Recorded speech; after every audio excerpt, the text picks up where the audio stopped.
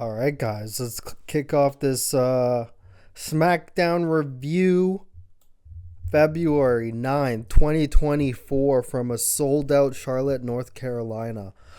I don't know what it is. Like, this is completely off topic from the show, but I think I've had like a week and a half of 2024 where I've been completely normal, but the rest of 2024, I've either been sick or something's been wrong with me. I have no idea why. I'm usually like always 100% all the time, usually never get sick, but now I'm like dizzy.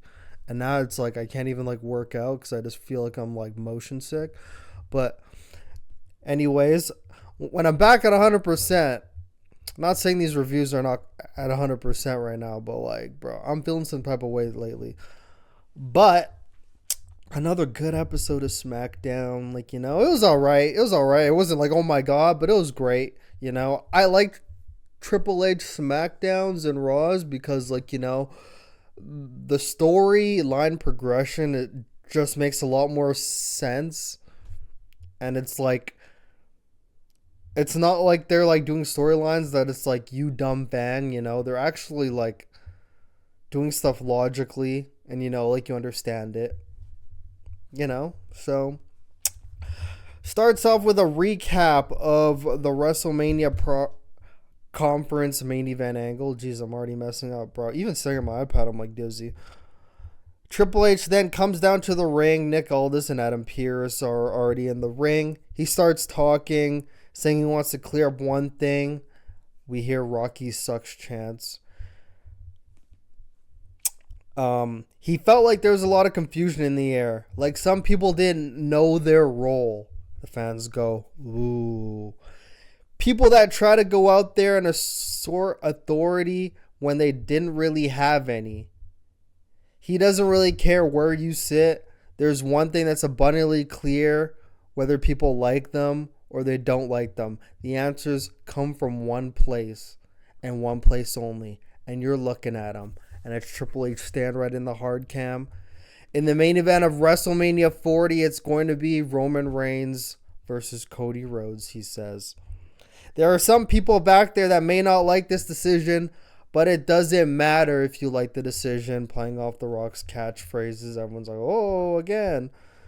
And then Nick Aldis steps forward, says Seth Rollins' title will be decided in the Elimination Chamber. And to show WWE management is a united front, he will pass it off to Adam Pearce. And Adam Pearce announces all the participants that are going to be in the Elimination Chamber qualifying matches. There's 12 participants. Obviously, one person wins each. You have 6. Ooh. And those are going in the chamber. So the participants are Randy Orton, Bobby Lashley, Bronson Reed, Ivar, Kevin Owens, Logan Paul, Sami Zayn, Dominic Mysterio. Boo. I can see Triple H in the ring smiling like, haha, this guy still gets heat. The Miz, AJ Styles, and LA Knight. And AJ Styles is going to be facing this man, and it's Drew McIntyre. And Drew McIntyre comes out. So Drew McIntyre comes out, says, thank you guys for proving to me with your wallets that you feel the same way that I do about CM Punk, which he's talking about buying his new shirt where he's posing in front of CM Punk's WrestleMania title hopes, and he's posing in front of the grave. Awesome shirt, by the way. That face he makes in that shirt is hilarious.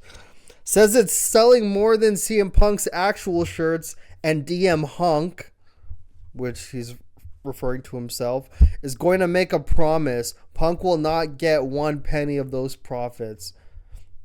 And he was being thanked about last night about Cody choosing Roman Reigns. He remembers when Cody holy shit. He remembers when Cody won the Royal Rumble and was thinking about fulfilling the promise and was toying with all of our emotions. He tried to reason with them verbally, didn't work. So we had to reason with them physically. And what happened last night? He's going to finish the story. So you're welcome, he says. So he saved WrestleMania. He took out Punk. Cody's going to finish the story. What's the last thing? It's saving the world title. And all he has to do is go through the top superstars in WWE, win the Elimination Chamber, and he'll finally have his moment at WrestleMania.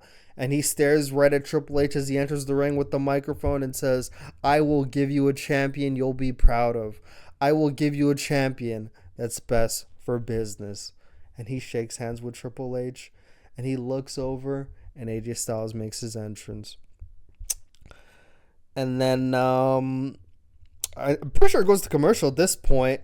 And then it comes back, shows Randy Orton and Sami Zayn arriving earlier in the day. And they announce they're going to have a qualifier match tonight.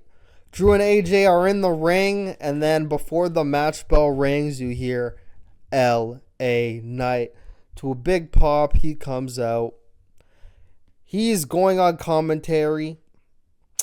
He actually talked a lot on commentary. And I could tell commentary when superstars are at the table is way different in the Triple H era than the Michael Cole era. Than the Vince McMahon era. Because in the Vince McMahon era, superstars would be trying to like talk and kind of like get their personalities and stories over. And Michael Cole would just have to call things in the ring. Like, have to call whatever move's going on. I'm like, bro, you could just not. Like, we're trying to hear what he has to say. And I could tell now in the Triple H, they're like, okay, bro, if the superstar wants to talk, just let them talk. And granted, it wasn't even Michael Cole's Corey Graves, but I even noticed it's even like that with Corey. They allow the superstars to talk more when they're on commentary. It's not like they're in the middle of talking and then Cole's like, oh, dragon suplex in the ring. I'm like, not important, bro. Let the superstar talk, bro. I want to hear what they're saying. So LA Knight was basically talking shit on commentary, saying a lot of things. I think the funniest thing he actually said a lot of funny things, but he said, is Seth Rollins' middle name really freaking? I'm curious too. Is it? Because I'm so tired. Even in like natural interviews, you hear people say Seth freaking Rollins. It sounds so unnatural, bro. But anyways, Drew McIntyre and AJ have a good match. It ends with them being outside the ring. You could tell someone's gonna get pushed into fucking LA Knight because it happens. So AJ Styles gets knocked right in front of LA Knight. LA Knight stands up and he tilts a water bottle over the announce table and it pours onto AJ laying on the floor right in front of him, and AJ gets up like, what the hell, man? And then Drew McIntyre pushes AJ into LA Knight. LA Knight oversells that shit. He like barely got hit. But he sells that. Like, they go back in the ring. AJ Styles rolls up Drew McIntyre and is actually in the middle of getting a 1-2-3, but LA Knight hopped up on the apron, was like, what's going on, man? The ref's like, hey, get down. AJ Styles gets up like, man, what the fuck, man? You costed me again. And then LA Knight hops down, or no, he doesn't hop down. Drew McIntyre pushes AJ into LA Knight again, and then turns around and gets Claymore kicked. No. AJ hits LA Knight off the apron, my bad, and then turns around and gets Claymore kicked. And then Drew McIntyre wins that match. And then we have Sami Zayn right backstage after the match with the interview with Caleb Braxton. And he says, if we're taught anything, it's that nothing is for certain in the WWE. And last year I was in the main event of WrestleMania, and this year I'm watching that window close very fast. He doesn't know if he doesn't have time to be emotional, because tonight he's facing a 13-time world champion, arguably one of the greatest, if not the greatest of all time. And if he makes it through that, then already waiting for him on the other side is Drew McIntyre, a man who already said it himself he cannot beat. It's not an easy path, but it's a path, so I'll take it. Awesome promo from Sami Zayn as he walks away. Then we have commercials, a bunch of like their promotion stuff in between. And we have a pretty deadly skit, which I will not do justice for. They're on like a pier. Like they're at like a random like lake and like a nice looking area. It looks like Miami. I don't know. It looks like very nice, like Miami or Cali. They're like on a pier, like one of those bridges that goes up to a hut. It's like almost in the middle of the water. And they're like there. I don't even think the pier's the right word. Fuck, I want to get the right word. But like imagine you're on like the coast of like a lake and there's like houses. So it's like a beach. It's like beach. Imagine a beach house. Imagine beach houses on a row on like a beach, right? And then out on the sand, there's like a bridge, kind of like a deck that like goes into like this circular hut, which has like barricades inside, you know? I don't know why I said pier. I don't know what the word for is that. But anyways, they're talking, they're being wacky. They stare up in the sky like, hey, that cloud looks like Queen Elizabeth. And then they look up in the sky and they do like some like geez, not GFX. I'm just freaking faded. Whatever the word is for like graphics that they put in, and it's Queen Elizabeth as a cloud, and she winks. Thought it was funny. But they're basically saying they'll get the revenge on Pete Dunne, as they were calling him. And they're going to show what they got on Friday night SmackDown. And then they say, yes, boy! And the camera pans out, shows them on the pier, wherever they are.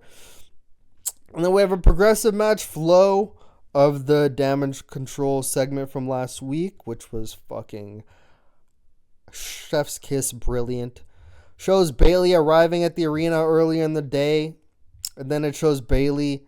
No, then we have Bianca Belair coming out for a match with Michin. We come back from commercial because matches always go into commercial after entrances. And it shows Bayley walking. No, wait. No, I'm so faded. So earlier in the day, it showed Bayley arriving to the arena. Then Bianca comes out for a match with Michin. They have the match. Bianca wins, as we expected. She qualified for Elimination Chamber. And then we have Bayley walking on her way to the ring backstage. And then we have... Then we have Braun Breaker with Triple H in his office. Both of them in nice suits. Braun Breaker in a suit like he's about to get drafted to the NFL. Triple H tells him how proud he is of him. Can't wait to see what he does at this level. Braun Breaker asks for advice. You know, he has 2 offers from SmackDown Raw. He almost made him look like a newbie amateur guy. He should have showed more of that confidence he has in NXT. It's like if you watch Braun Breaker on NXT on Tuesday and then you watched this segment with him on SmackDown, it's like 2 different people. It's like they think no one watches NXT. It's like a different person. It's like a nice guy asking for advice. But the Braun Breaker on Tuesday would be like, man, I fucking run this show, you know? He would be like that. But anyway, so he asked Triple H for advice. Triple H is about to give him advice, but then Paul Heyman interrupts. He shakes hands with Braun Breaker. Braun Breaker's like, hey, whatever, and I'm going to let you guys have your moment. Braun Breaker walks off. Heyman says, that's a hell of a talent from a really wacky family. And then he turns to Triple H. Triple H looks all pissed at him. Triple H asks him what he wants. Heyman's all scared. And then he says, you know what? Maybe I'll come back next week. But when I do come back next week, it will be with the tribal chief, Roman Reigns. And then he goes off camera. But the way the camera is, he's going to come back. So then he comes back. And The Rock. So The Rock and Roman Reigns are going to be on SmackDown next week. SmackDown next week, bro, looks like a juicer of a show. Like, I already know that place is going to be sold out. Like, they're building that up. Logan Paul having his first televised cable match next week as well. Qualifier matches. There's so much going on SmackDown next week. But so Bayley comes out for her promo segment. Says she's having a hard time putting words together, trying to figure out what happened last week because she doesn't even want to believe it happened. And before hearing you guys chant my name, I thought maybe there were some of you that thought I had it coming. And then when she says that, they start chanting her name. She says, I'll take it. Maybe I did have it coming. Who knows? Whether you guys like me or not, by the sound of it, we're cool, right? And they're all cheering. She's like, haha. And the reason why you guys are cool with it, because we've been through this journey. You know how I feel about this. I put my heart into this industry, all that stuff. Then she says, damage control meant everything to me. Then she says that and starts getting my second least favorite chant in all professional wrestling, you deserve it. My first being, we want tables, because I'll never understand what the hype is about tables. Anyways, she says damage control was everything to her. She even put damage control before herself. A lot of the times she gave, and all they did was take from her.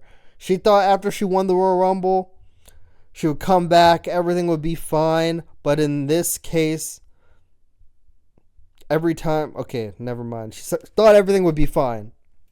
But then she said every time she would come to the back, they were laughing. Every time she walked in a room, they would stop talking. She said she's not an idiot. I've been in this situation far too many times to not have learned my lesson.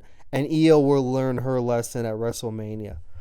And then you hear a Dakota's voice as she starts to make her way out to the ring, talking before she's even out the curtain, saying, "Dude, I've been trying to text you all week. Have you been ghosting me? We're not on the friendship level anymore?" And then Bayley asked where she was last week, and she's like, "I'm so close to getting cleared. I had a doctor's appointment last week." And then Bayley said, she's not an idiot. You were right there with them the whole time. Whenever they were laughing, you would try to calm her down. She knew what she was doing. And then Dakota Kai says she was put in a tough spot. She believed in damage control. She believed in everything Bayley created with Io, and Io did too, up until Kairi and Asuka came along. And then it was history because they started getting in her head. And then Bayley said, "Well, why didn't you tell me?" And then Dakota says, "She misses all three of us. We're like sisters, the OG three of damage control. You've always been a mentor to me. I wouldn't be here if it wasn't for you. I didn't know how to tell you because it already seemed like your plan was working. The Kabuki Warriors won the tag titles. You won the Royal Rumble. That was all you. We were so close to having it all, and I thought the issue would just blow over." And then Bayley asks, "Where do you stand?" And then right when she says that, Io Sky and the crew come out. They pull up. They hop on the apron on each side. I keep saying Dakota Kai every single time. Dakota Kai flees out the back of the ring, drops the mic. And then all three of them are surrounding the ring, and Dakota Kai, behind Bayley, comes in the ring with a chair. People thinking Dakota Kai is going to hit Bayley. Bayley turns around like, oh fuck. And then Dakota Kai swings the chair at all the other members of Damage Control, and they hop off the apron and they flee. But noticeably, she did not hit any of them. She just swung it at them and they went off, which I think they're just playing along. Personally, I think that Dakota Kai is going to end up turning on Bayley. I think they're just waiting until maybe like after the Elimination Chamber, closer to the match, so they could hurt her, damage her, have her going weak. But they're stringing this along. And even as Dakota Kai was talking, in between she'd be talking, and the fans would boo her because they knew she was up to no good. They knew it was all bullshit what she was trying to say. She was trying so hard. Because we saw so many times, even before they turned on Bayley, Dakota Kai was also giving those looks like, haha, you motherfucker, you think you're in charge, but it's actually me, you know? So, Damage Control flees.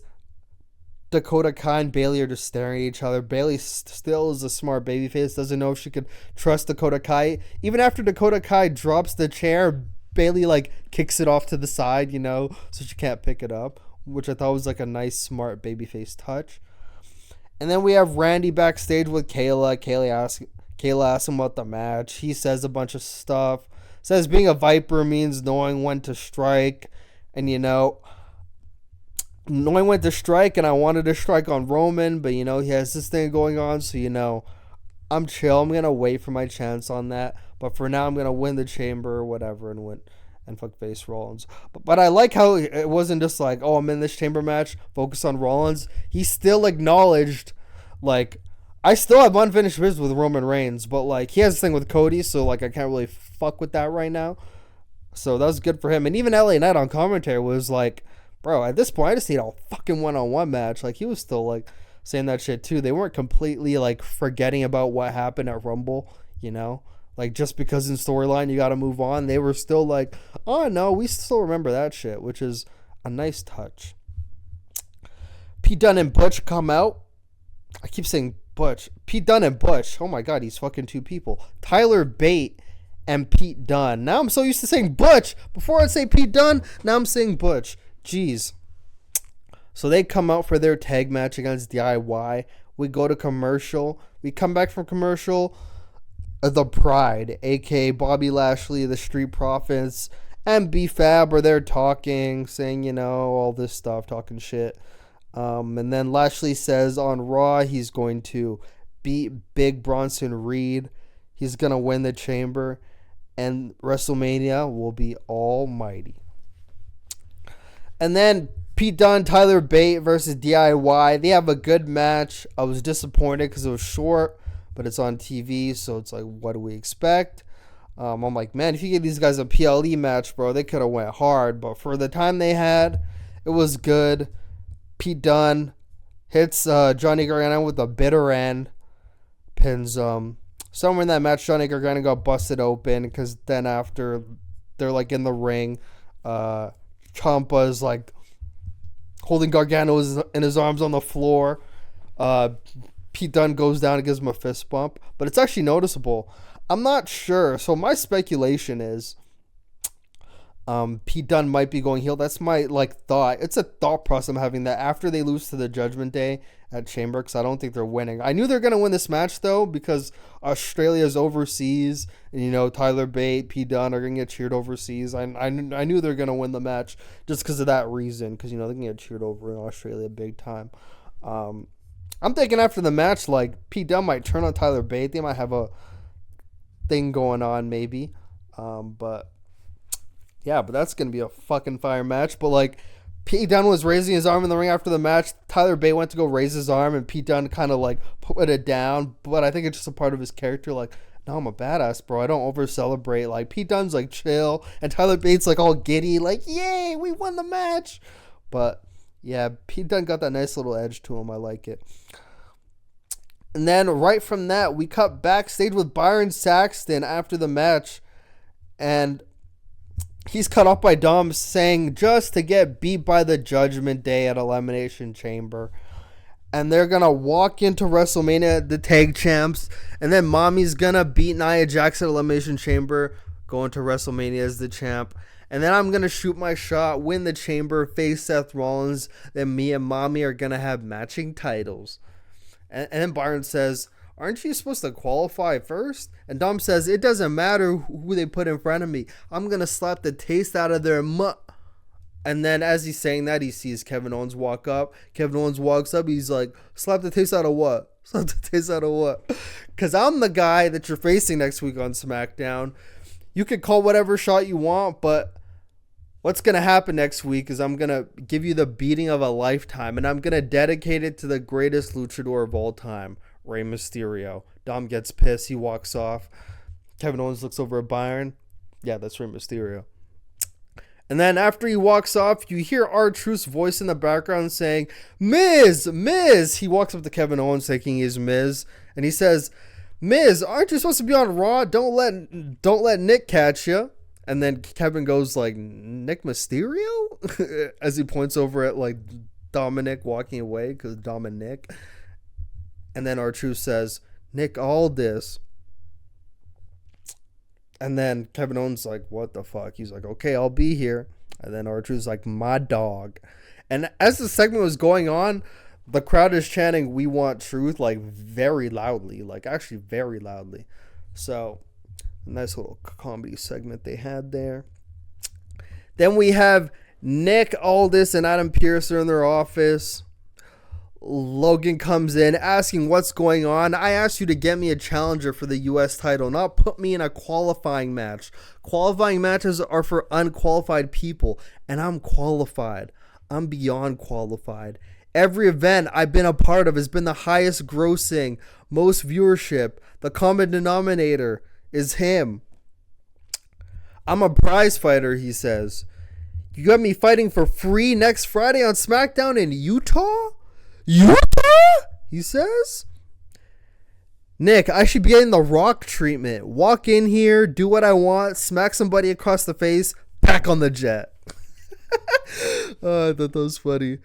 He turns around, has a moment of silence. He breathes, turns back around with his hand extended, says, okay, I'll do it, but I'm not going to be happy about it. But he says, just so you know, he's going to go to Australia. He's going to win the Elimination Chamber. And after he beats Seth Rollins in their rematch at WrestleMania, he's walking out the double champ. So thank you for that. Now tell me who I got to wrestle. And then Nick Aldis like, it's a man you know quite well, whatever, The Miz. I was like, fuck. I thought it was going to be LA Knight because that would have made sense, but not really. If, like, LA Knight's going to face him at Mania, but that actually would have maybe made sense for, like, AJ Styles to cost LA Knight against Logan. Logan's a heel. He gets to keep his win. He could say he had a win over LA Knight. And LA Knight had an out because he got distracted, and then LA Knight beats him at Mania. I thought that would have made sense, but it's the fucking Miz. I was like, okay. So then they announce matches coming up over the next week. We're going to have Lashley versus Bronson Reed and LA Knight versus Ivar on Raw in Elimination Chamber match qualifiers. And then next SmackDown, it's going to be The Miz versus Logan Paul and Dominic Mysterio versus Kevin Owens, Shotzi versus Tiffany Stratton, and Naomi back for her first match on SmackDown in years against Zelina Vega, and those matches are on SmackDown. And then it's main event time. Randy Orton and Sami Zayn, they have a good main event. Sami Zayn, the match ends where he hits a bounce over Randy Orton inside the ring off the ropes and then just gets hit with an RKO. Like, it was just a good main event match. I'm not going to say it was anything crazy you have to go out of your way to see. Just a solid main event. Like, if you're watching it, when you're watching SmackDown, you're just like, yeah, it's a nice main event. Like, nice. Everything looked good. Two fucking pro wrestlers in the ring just putting on a solid main event. Like, the fans liked it. It was a good main event. And then after that, I just had a feeling, because, like, there's extra time, but, like, even with extra time, they've been ending SmackDown, like, 3 minutes early. Raw's been having the opposite issue with 3 hours where the main event angle gets fucking cut too short because they're out of time. But SmackDown always ends on time. The main event angle always gets enough time to, like, breathe. But Randy Orton's celebrating. He turns around and Drew McIntyre standing in the ring. For a second, I thought Drew McIntyre was going to attack him from behind. But I was like, Drew McIntyre's character is that where he's not actually trying to be a heel, but, like, the things he says and does may be heelish, but he's actually telling the truth and everything he does is justified.